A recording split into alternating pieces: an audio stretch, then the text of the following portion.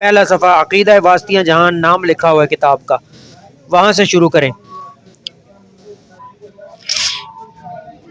عقیدہ واسطیہ شیخ الاسلام احمد بن عبد العلیم ابن تیمیہ رحمہ اللہ تعالی، ٹھیک ہے، اردو ترجمہ ابو المکرم عبد الجلیل صاحب نے ان کا کیا ہے جی۔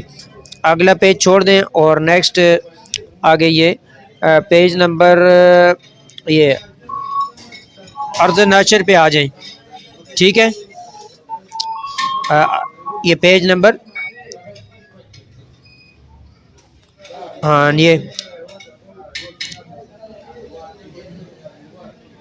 جی عرض ناشر پر شروع کریں۔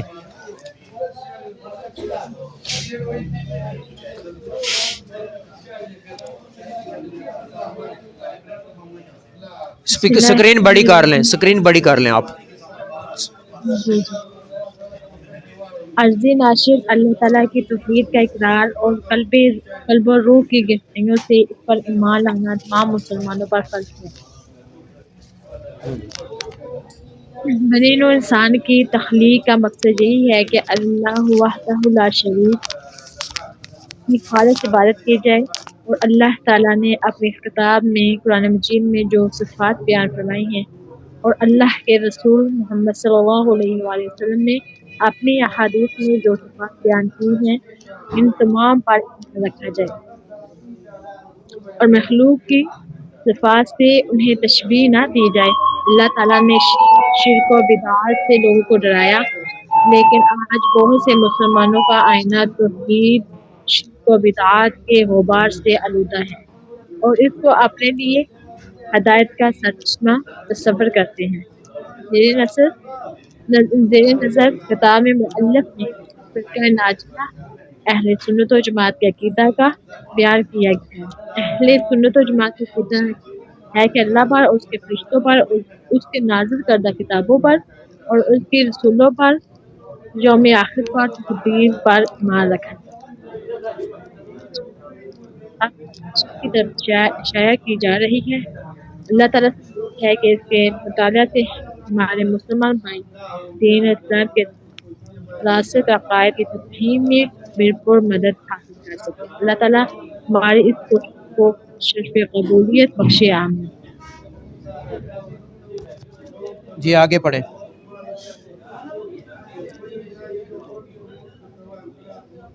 عظیم مترجم الحمدللہ رب العالمین والصلاة والسلام علی اشرف الانبیاء والمرسلین نبینا محمد وعلی آلہ وصحبہ اجمعین، اما بعد۔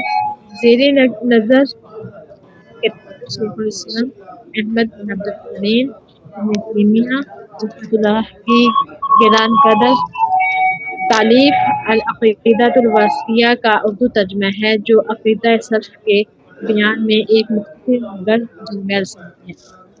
دفتر دعوت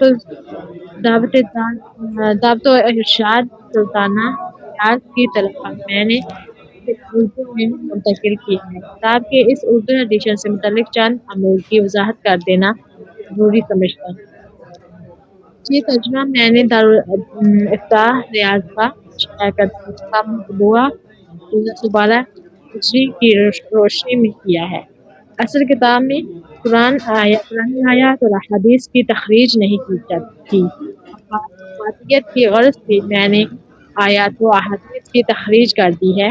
نیز احادیث تخریج میں اختصار سے کام لیا ہے۔ صحیح بخاری اور صحیح مسلم میں حدیث موجود ہونے کی صورت میں دیگر کتب حدیث کا حوالہ نہیں دیا ہے۔ نیز کسی حدیث کے ایک سے زیادہ مقامات پر مروی ہونے کی صورت میں عموماً ایک ہی جگہ کے حوالہ پر اکتفا کیا۔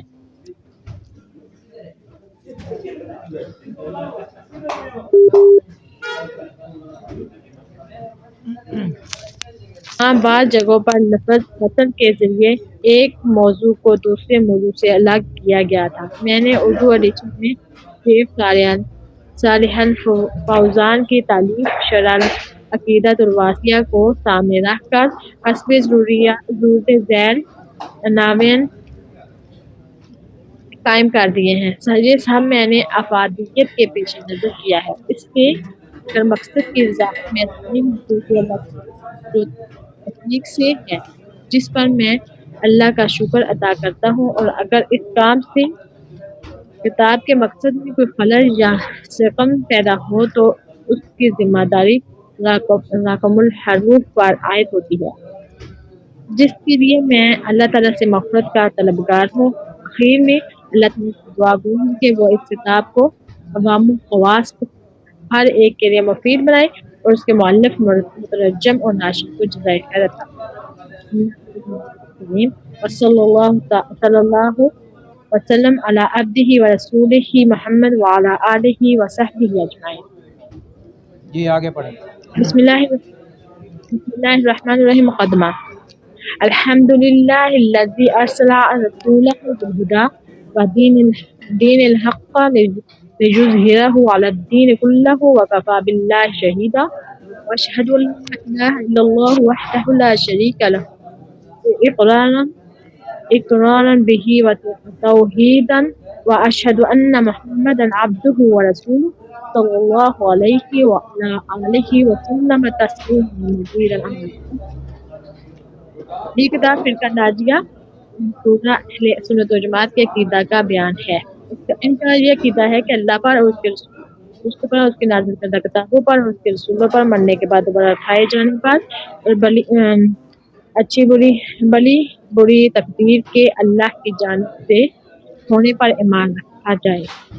ایمان باللہ کا مطلب، اللہ پر ایمان لانے کا مطلب یہ ہے کہ اللہ تعالیٰ نے اپنی کتاب قرآن مجید میں، قرآن کریم میں اپنی جو صفات بیان فرمائی ہیں اور اس کے رسول محمد صلی اللہ علیہ وسلم نے اپنی احادیث کے اندر اس کے لیے جو صفات بیان کی ہے، ان صفات پر ایمان رکھا جائے، ان کی بے جا تعویل نہ کی جائے، انہیں بے معنی نہ کیا جائے، ان کی کیفیت نہ متعین کی جائے اور مخلوق کی صفات سے انہیں تشبیہ نہ دی جائے۔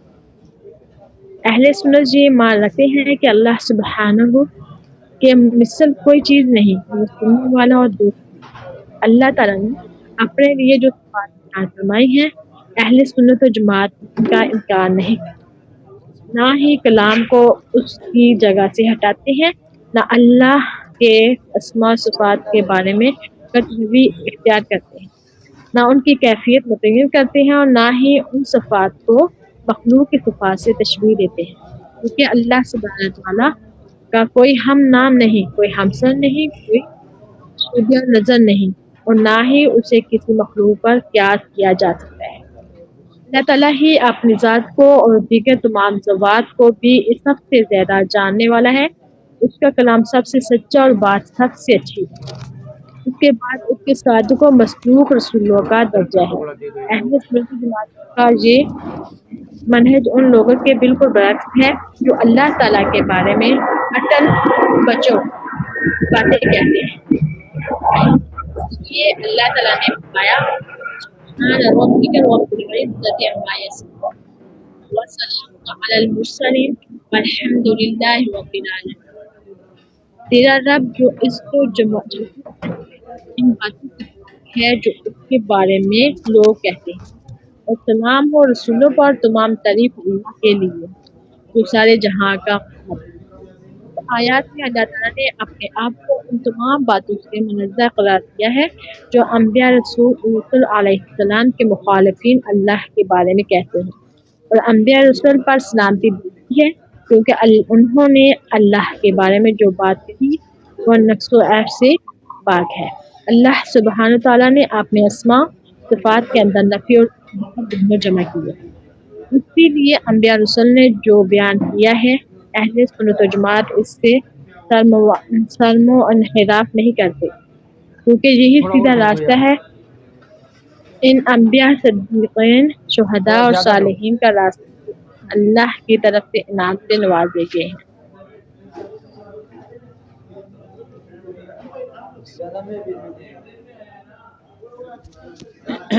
جی آگے۔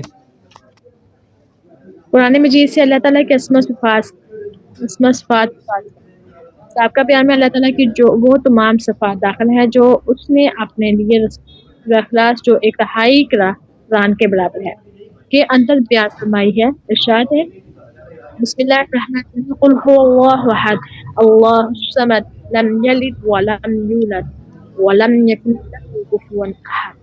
کہہ دیجئے وہ اللہ ایک اکیلا ہے، اللہ بے نیاز ہے، نہ اس کی کوئی اولاد ہے، نہ وہ کسی کی اولاد ہے، اور نہ اس کا کوئی ہمسر۔ اور وہ صفات بھی جو اس نے اپنے لیے قرآن مجید کی سب سے عظیم آیت میں بیان فرمائی ہے۔ اللہ لا الہ الا هو الحی القیوم لا تأخذه سنة ولا نوم له ما في السماوات وما في الأرض من ذا الذي يشفع عنده إلا بإذنه يعلم ما بين أيديهم وما خلفهم ولا يحيطون بشيء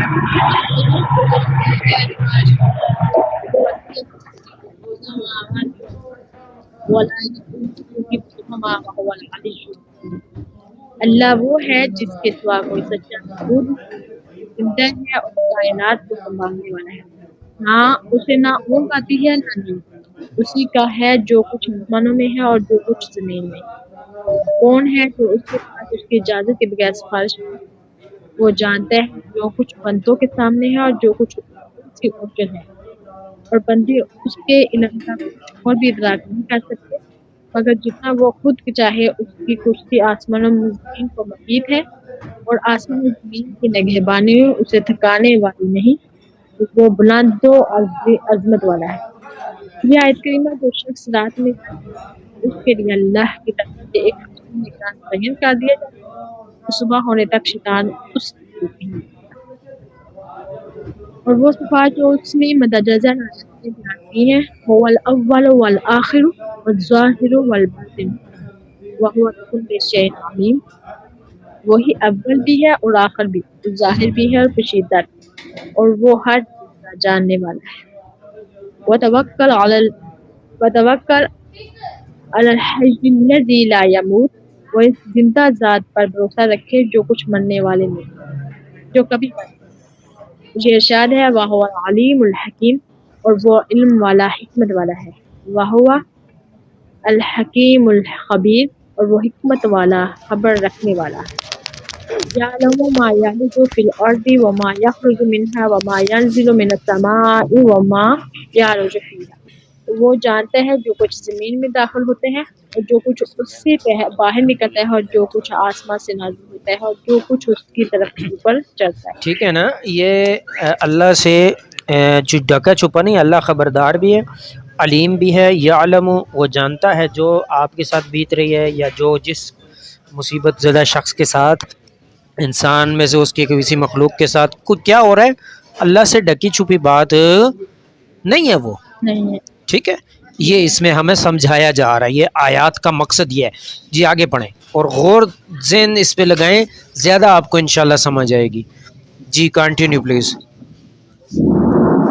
وعنده مفاتيح الغيب لا يعلمها إلا هو ويعلم ما في البر والبحر وما تسقط من ورقة إلا يعلمها ولا حبة في ظلمات الأرض ولا رطب ولا يابس إلا في كتاب مبين۔ اسی کے پاس غیب کی کنجیاں ہیں جنہیں اس کے سوا کوئی نہیں جانتا۔ وہ جانتا ہے جو کچھ کشتی میں ہے اور سمندر میں ہے، درخت سے گرنے والا کوئی پتا ایسا نہیں جس کا اسے علم نہ ہو، اور زمین کی تاریکیوں میں کوئی دانہ ایسا نہیں جس سے وہ باخبر نہ ہو۔ خشک و تر سب کچھ ایک کھلی کتاب میں لکھا ہو۔ ما تحمل من انثى ولا تضع الا بعلمه۔ عورتوں کا حاملہ ہونا اور بچوں کا تولد ہونا سب اسی کے علم سے ہے۔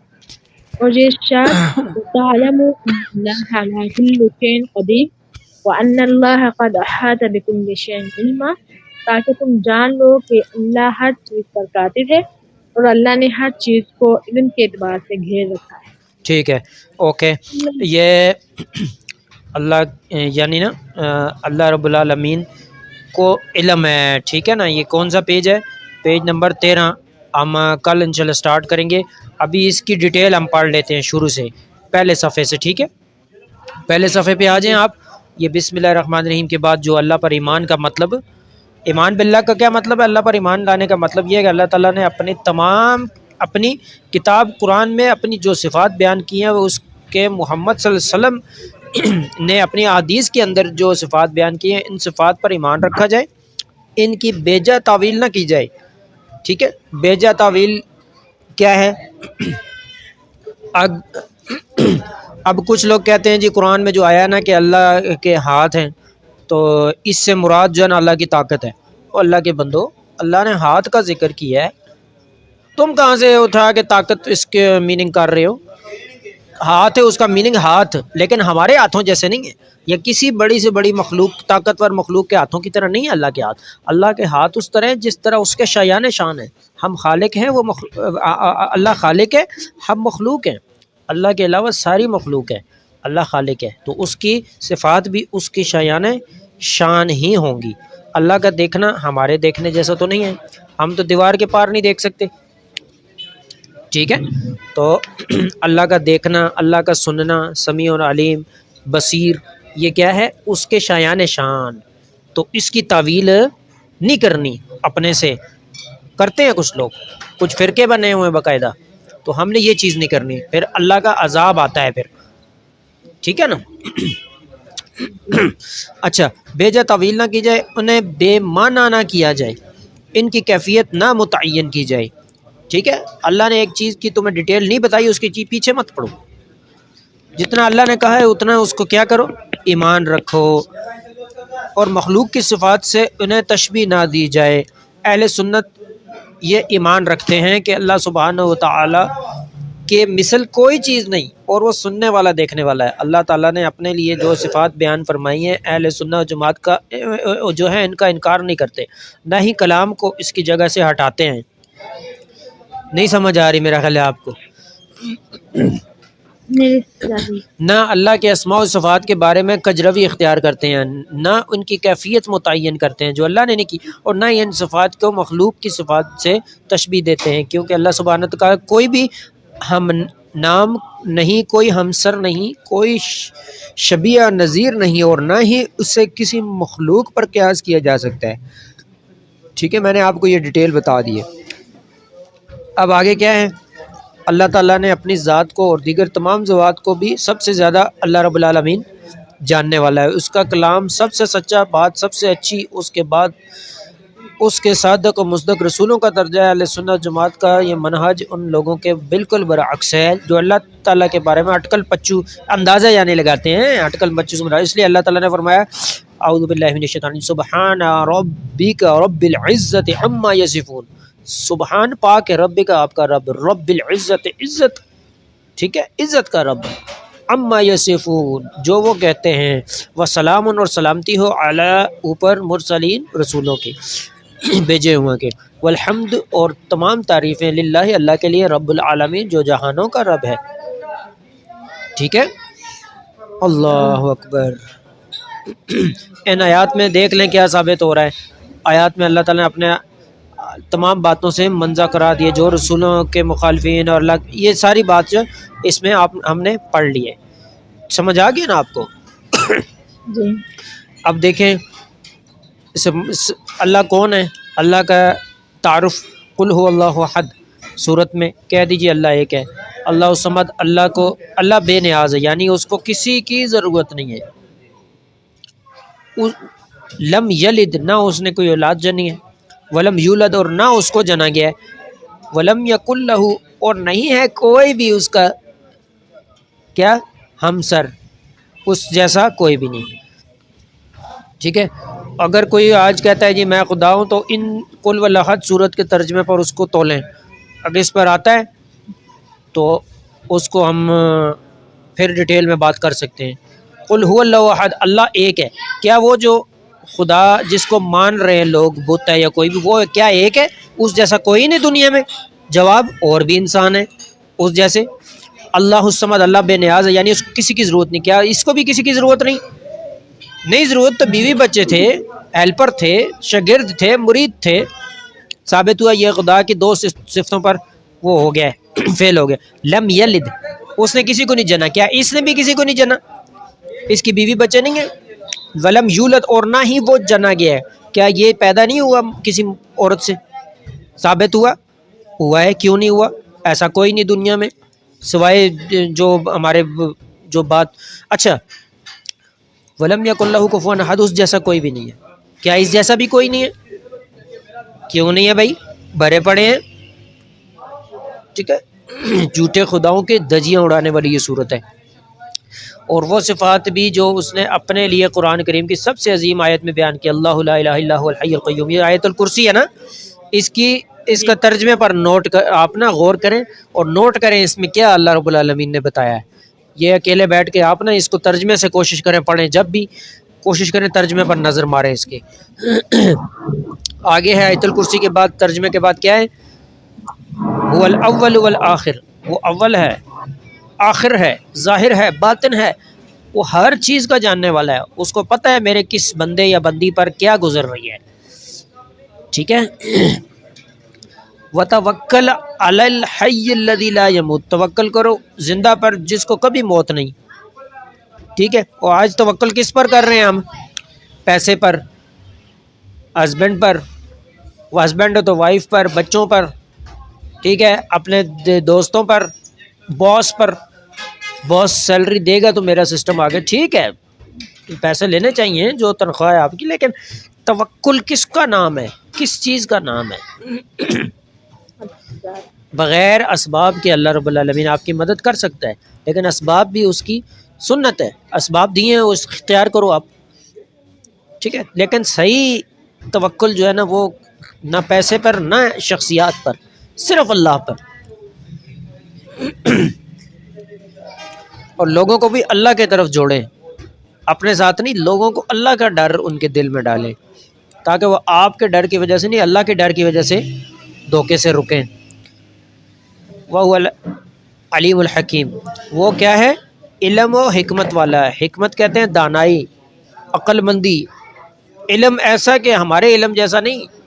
اللہ اکبر. اس کا علم ایسا ہے کہ ساتوں آسمان، ساتوں زمین اور اس جیسی اور مخلوقات کے بارے میں سب کچھ جانتا ہے. ان کے دلوں میں آنے والی خواہش سے بھی پہلے واقف ہے کہ اس کے دل میں یہ خواہش آنے والی ہے، آئے گی. یعلم ما یلج فی الارض، اللہ اکبر، وما یخرج منها وما ينزل من السماء وما يعرج فيها. وہ جانتا ہے جو کچھ زمین میں داخل ہو رہا ہے، جو کچھ اس سے باہر نکلتا ہے، جو کچھ آسمانوں سے نازل ہوتا ہے، جو کچھ اس کی طرف اوپر چڑھتا ہے. یہ اللہ کو پتہ ہے کیا چڑھ رہا ہے، کیا اتر رہا ہے، کیا داخل ہو رہا ہے زمین میں سے، کیا نکل رہا ہے جی. وَعِنْدَهُ مفاتح الغیب، غیب کی چابیاں کس کے پاس ہیں؟ نبی صلی اللہ علیہ وسلم کے پاس. لوگ کیا کہتے ہیں؟ اللہ اکبر. اللہ ہدایت دے. قرآن ان لوگوں کی تردید کر رہا ہے. عِنْدَهُ مفاتح الغیب، غیب کی چابیاں اللہ کے پاس. لا يعلمها الا هو، سوائے اس کے کوئی نہیں جانتا ان چابیوں کو. وَيَعْلَمُ مَا فِي الْبَرِّ وَالْبَحْرِ، تری خوشی میں کیا ہے وہ سب جانتا ہے. وَمَا تَسْقُطُ مِنْ وَرَقَةٍ إِلَّا يَعْلَمُهَا، اور نہیں کوئی پتا گرتا مگر وہ اس کے علم میں. وَلَا حَبَّةٍ، اور نہ دانا فی ظلمات الارض، زمین کی گہرائیوں میں. ولا رطب ولا یابس الا فی کتاب مبین. ٹھیک ہے جی. یہ سب کچھ ہم پڑھیں نا ہماری زندگی جنت بن جائے. اور زمین کی تاریکیوں میں کوئی دانہ ایسا نہیں جسے وہ باخبر نہ ہو. خشک تر سب کچھ اس کی ایک کھلی کتاب میں لکھا ہوا ہے. وما تحمل من انثى ولا تضع الا بعلم، عورتوں کا حاملہ ہونا، بچوں کا پیدا ہونا، وہ سب ان کے علم میں. اللہ ایسی ذات ہے کہ اس اللہ رب العزت کے علم میں ہے. ٹھیک ہے جی. یہ علم میں بھی شرک کرتے ہیں لوگ، دور سے پیر کو پکارتے ہیں، حالانکہ دور و نزدیک سے سننے والا کون ہے؟ اللہ ہے. یہ اللہ کی صفت ہے بھائی. علم غیب اس کو کہتے ہیں جو حواس خمسہ سے اوپر آپ کسی کو مانتے ہیں تو پھر وہ سمجھے آپ علم کے اندر اس کو شریک کر رہے ہیں. حواس خمسہ کس کو بولتے ہیں؟ چھونے کی طاقت، دیکھنے کی طاقت، سونگنے کی طاقت، سننے کی طاقت. سننا، دیکھنا، سونگنا اور چھونا. ٹھیک ہے. اس کے علاوہ آپ کسی کے اندر یہ، یعنی کوئی کہتے ہیں جی بابا فوت ہو گیا قبر میں پڑا ہے لیکن وہ جانتا ہے، تو آپ شرک کر رہے ہیں علم میں. اللہ کی صفات ہیں یہ بھائی. حواس خمسہ کا وہ نہیں ہے محتاج. باقی تو ساری مخلوقات چاہے پیر بابا ہو یا کوئی اور ہو فوت ہو جائے تو ختم، پھر کہاں سے اس کے پاس یہ طاقتیں؟